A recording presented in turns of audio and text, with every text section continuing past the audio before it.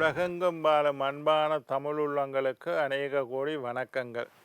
நல்ல நேரம் நிகழ்ச்சியூடாக நல்லதே நினைப்போம், நல்லதே நடக்கும், நலமாயிருப்போம். இன்றைய தினம் 9ஆம் தேதி 4ஆம் மாதம் 2025 புதன்கிழமை, குரோதி வருடம் பங்குனி மாதம் 26ஆம் நாள், துவாதசி திதி, மக நட்சத்திரம், சித்தாமிர்த யோகம். இன்றைய தினம் ராகு காலம் 12:07 மணி முதல் 1:37 மணி வரை. இன்றைய தினம் யமகண்டம் 7:37 மணி முதல் 9:07 மணி வரை. இன்றைய தினம் நல்ல நேரம் 4:37 மணி முதல் 6:07 மணி வரை. இன்றைய தினம் சந்திராஷ்டமம், உத்திராடம் திருவோணம் நட்சத்திரக்காரர்களுக்கு சந்திராஷ்டமம். என்ன நேர்களே, வாருங்கள் இனி இன்றைய தினத்திற்கான ராசி பலன்களை பார்க்கலாம்.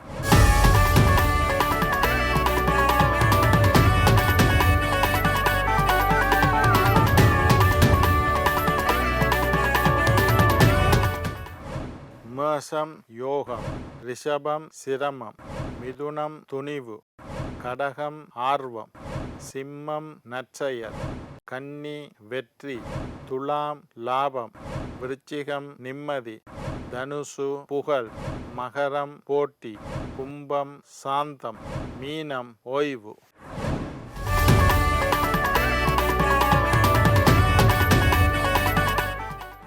ஆன்மீக தகவல் பகுதியில் தொடர்ந்து உங்களை சந்தித்து வருவதில் மட்டற்ற மகிழ்ச்சி அடைகின்றேன். ஒவ்வொரு நாளும் ஒவ்வொரு புதிய அற்புதமான ஆன்மீக தகவல்களை உங்களோட பகிர்ந்து கொண்டு இருக்கிறோம். அந்த வகையில் இன்றைய தினமும் சில நல்ல விஷயத்தை உங்களோட பகிர்ந்து கொள்ளலாம் என்று காத்திருக்கிறேன். எங்களுடைய நிகழ்ச்சிக்கு நீங்கள் தரக்கூடிய ஆதரவு என்னை மகிழ்ச்சி அடைய செய்கின்றது. இன்றைக்கு என்னத்தை பற்றி பார்க்க போகிறோம்னா, அரச மரத்தை பற்றி பார்க்க போகிறோம்.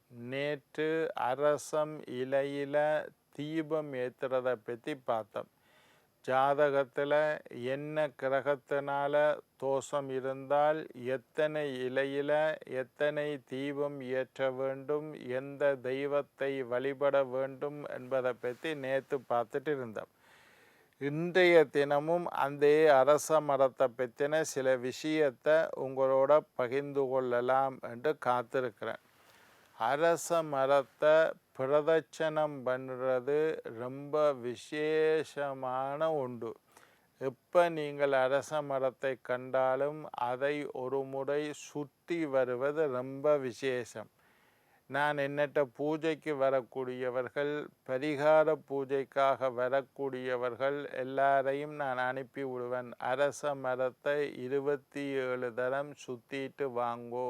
அரச மரத்தை 27 தரம் சுற்றுறது ரொம்ப விசேஷமான ஒன்று. ஆண் பெண் இருபாலரும் அரச மரத்தை பிரதட்சணம் செய்யலாம். நீங்கள் ஆண்களாக இருந்தாலும் சரி, பெண்களாக இருந்தாலும் சரி, அரச மரத்தை ஒரு முறை 27 தரம் சுற்றிட்டு வாங்கோ. நாங்கள் தெரிந்து செய்த பாவங்கள், தெரியாமல் செய்த பாவங்கள், போன பிறவியில் செய்த பாவங்கள், மூதாதையர்கள் செய்த பாவங்கள்னு எல்லா பாவங்களும் சாபங்களும் தோஷங்களும் இல்லாமல் போய்விடும். அரச மரத்தை சுற்றுறது அவ்வளவு விசேஷம். நோய் வராது, ஆரோக்கியத்தில் முன்னேற்றம் ஏற்படும். நோயாளர்கள் ஆரோக்கிய குறைவு, சுகர் இருக்குது, ப்ரெஷர் இருக்குது, அல்சர் இருக்குது, கேஸ்ட்ரிக் இருக்குது, மார்பு சம்பந்தமான நோய் இருக்குது, நரம்பு சம்பந்தமான நோய் இருக்குது. இந்த மாதிரி ஆரோக்கியத்தில் குறைபாடு உள்ளவர்கள் அடிக்கடி அரச மரத்தை சுற்றி வாருங்கள். மரத்துக்கும் உயிர் இருக்குது என்பதை நாங்கள் தெரிஞ்சு கொள்ளணும்.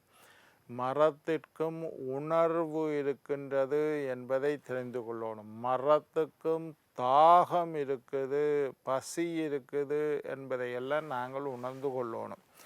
நோய் வராது. மரத்தை சுற்றி கொண்டு வந்தீங்கன்னா நோயாளர்கள் நோய் கட்டுக்குள்ளே இருக்கும். ஆரோக்கியத்தை விரும்பக்கூடியவர்கள் அரச மரத்தை அடிக்கடி சுற்றி வந்தீங்கன்னா உங்களுக்கு நோய் வராது. குழந்தை பாக்கியத்திற்காக செய்யக்கூடிய மிகச்சிறந்த பரிகாரத்தில் ஒன்று அரச மரத்தை சுற்றுவது. குழந்தை இல்லாதவர்கள் கிளாக் வைஸா வலது புறமாக கோயிலை சுற்றுற மாதிரி அரச மரத்தை 27 தரம் சுற்றுறது ரொம்ப விசேஷம்.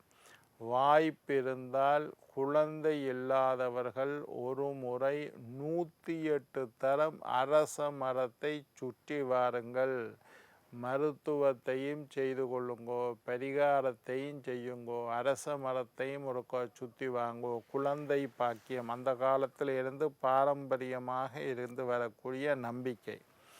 சனிக்கிழமையில் அரச மரத்தை சுற்றக்கூடாது என்று ஒரு சாஸ்திரம் இருக்குது. நிறைய பேர் அதை சொல்லுவேன். சனிக்கிழமையில் மட்டும் அரச மரத்தை சுற்றக்கூடாது, மற்ற நாளையில் சுற்றலாம்.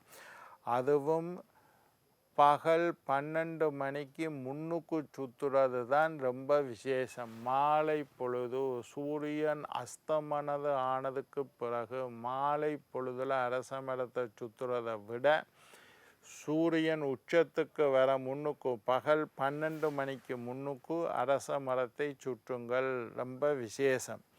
மரங்களுக்கும் உயிர் உண்டு. மரங்களும் எங்களை மாதிரி வளருது, காய்க்குது, பூக்குது, பட்டு போகுது. அதனால் மரத்துக்கும் உயிர் உண்டு. மரத்திற்கு தாகம் உண்டு. அரச மரத்துக்கு தண்ணியை ஊற்றலாம். அரச மரம் இல்லை, எல்லா மரத்திற்கும் தாகம் உண்டு. மரங்களும் ஒரு உயிர் உள்ள பொருள், அதற்கும் தாகம் உண்டு. மரத்துக்கு தண்ணி ஊற்றுறது ரொம்ப பெரிய புண்ணியம். அதாவது வாடிய மரத்திற்கு தண்ணீர் ஊற்றினால் அது ஒரு புண்ணியம் என்று விருட்ச சாஸ்திரம் சொல்லுது. விருட்சாயுர் வேதம் என்று ஒரு வேதமே இருக்குது. விருட்ச சாஸ்திரம் என்று ஒரு சாஸ்திரம் இருக்குது. வாடிய மரங்களை கண்ட போதெல்லாம் மனம் வாடினேன் என்று வள்ளலார் சொல்கிறார். ஒரு வாடிய மரத்துக்கு தண்ணீர் ஊற்றினா அந்த மரம் செழித்து வளரும். அப்படி வளர்ந்தால் அது ஒரு பெரிய புண்ணியம். எப்படி நாங்கள் மனிதர்கள் தண்ணி தவிச்சு கொண்டு தவிச்ச வாய்க்கு தண்ணி கொடுத்தா புண்ணியம்ன்றது போல மிருகங்களுக்கு தண்ணி கொடுக்கறது, பறவைகளுக்கு தண்ணி கொடுக்கறது, இதே போல் மரத்துக்கு தண்ணி ஊற்றுறதும் ஒரு பெரிய புண்ணியம். மரத்திற்கு தாகம் உண்டு. அதே மாதிரி நினைவாற்றல் உண்டு, சிந்திக்கும் திறன் உண்டு. அதனால தான் மரத்துக்கு கீழே இருந்து மந்திரங்களை சொல்வது. நாங்கள் திரும்ப திரும்ப மந்திரங்களை சொல்ல சொல்ல மரம் அதை பதிய வைத்து கொள்ளும். இதை விஞ்ஞானமும் ஏற்றுக்கொள்ளுது. விஞ்ஞானமும் என்ன சொல்லுது? ஒரு மரத்துக்கு கீழே இருந்து ஒரு வாத்தியத்தை வாசித்தால், ஒரு இசையை வாசித்தால் அந்த மரம் தளர்த்து வளர்கின்றது. 2 மரத்தை வச்சுட்டு ஒன்றுக்கு கேட்ட மியூசிக் போடுறாங்க, ஒன்றுக்கு மியூசிக் போட இல்லை. ஒரு மரத்துக்கு கீழே ஒரு வாத்தியத்தை ஒரு வீணை வாசிக்கிறது, வயலின் வாசிக்கிறது, மிருதங்கம் வாசிக்கிறது ஒரு மரத்துக்கு கீழே. இன்னொரு மரத்தை அது வாசிக்க அப்படி பார்க்கல 2 மரத்திலையும் இசை வாசிக்கக்கூடிய மரம் அதிகமாக வளர்கின்றது என்று விஞ்ஞானம் ஏற்றுக்கொண்டிருக்கு. அது விஞ்ஞானம் இன்றைக்கு கண்டுபிடிச்சிருக்கு. எத்தனையோ 1000 வருஷத்துக்கு முன்னுக்கு ஆன்மீகத்தில் சொல்லப்பட்ட விஷயம். மனத்துக்கு நிறைவாற்றல் உண்டு, நினைவாற்றல் உண்டு. அதனால தான் மரத்துக்கு கீழே இருந்து மந்திரங்களை சொல்லுங்கள் சொன்னால் அந்த மந்திரம் மரத்தில் பதியும். அந்த மரத்துக்கு கீழே இருந்து தியானம் செய்வது, மரத்துக்கு கீழே இருந்து யோகாசனம் செய்வது எல்லாம் ரொம்ப விசேஷம் என்று சாத்திரத்தில் சொல்லப்பட்டிருக்கு. பட்டுப்போகும் மரத்துக்கு நீர் ஊற்றுவது போல ஒரு பெரிய புண்ணியங்கள். ஒவ்வொரு நட்சத்திரத்திற்கும் ஒவ்வொரு மரங்கள் உண்டு என்று விருட்ச சாஸ்திரம் சொல்லுது. 27 நட்சத்திரம் அஸ்வினியில் இருந்து பூரட்டாதி, உத்திரட்டாதி, ரேவதி. அஸ்வினியில் இருந்து ரேவதி நட்சத்திரம் மட்டும் 27 நட்சத்திரங்கள் இருக்கின்றன. 27 நட்சத்திரங்களுக்கும் 27 வகையான மரங்கள். அஸ்வினிக்கு ஒரு மரம், பரணிக்கு ஒரு மரம், உத்திரட்டாதிக்கு ஒரு மரம், ரேவதிக்கு ஒரு மரம்.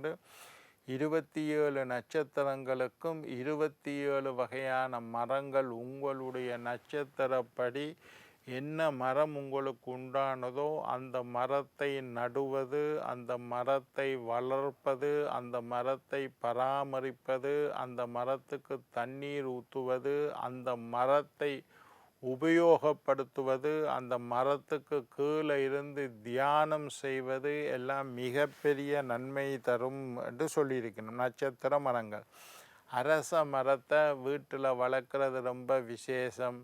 அரச மரத்துக்கு கீழே உட்கார்ந்து இருக்கிறது ரொம்ப விசேஷம். அரச மரத்துக்கு கீழே இருந்து தியானம் செய்வது ரொம்ப விசேஷம். அரச மரத்துக்கு கீழே இருந்து மந்திரங்களை சொல்வது ரொம்ப விசேஷம். இதெல்லாம் அரச மரம் சனீஸ்வரனுடைய தோஷத்தை ஒவ்வொரு மரங்களுக்கு ஒவ்வொரு தோஷம் நீக்கக்கூடிய சக்தி இருக்குது. அரச மரத்துக்கு சனீஸ்வர தோஷம், 7.5 சனி நடக்கக்கூடியவர்கள், கண்டச்சனி நடக்கக்கூடியவர்கள், அர்த்தாஷ்டம சனி நடக்கக்கூடியவர்கள், அஷ்டமச்சனி நடக்கக்கூடியவர்கள் எல்லாம் அரச மரத்தை பிரதட்சணம் செய்தால் சனீஸ்வரனால் ஏற்பட்ட தோஷம் நீங்கும். அதே மாதிரி வில்வ மரத்தை சுற்றி வந்தால் ஐஸ்வர்யம் பெருகும், தரித்திரம் நீங்கும். தரித்திரமாக இருக்கக்கூடிய, எனக்கு ஒன்றுமே சரி வரலையா, என்ன செஞ்சாலும் தரித்திரமாக இருக்குது, வீட்டில் காசு தங்குதில்லை, கையில் காசு தங்குதில்லை, வில்வ மரத்தை பிரதட்சணம் செய்கிறது நல்லது. அத்தி மரத்தை பிரதட்சணம் செய்தால் கணவன் மனைவியிடையே ஒற்றுமை மேலோங்கும். பலாச மரத்தை பிரதட்சணம் செய்தால் ஞாபக சக்தி அதிகரிக்கும். துளசி மரத்தை பிரதட்சணம் செய்தால் செய்த பாவங்கள் எல்லாம் நீங்கும். என்ன நேர்களே, நாளை மற்றொரு நிகழ்ச்சியில் உங்களை சந்திக்கும் வரை உங்களிடம் விடைபெறுவது உங்கள் ஜோதிட சித்தர் டாக்டர் ராஜராஜ குருக்கள்.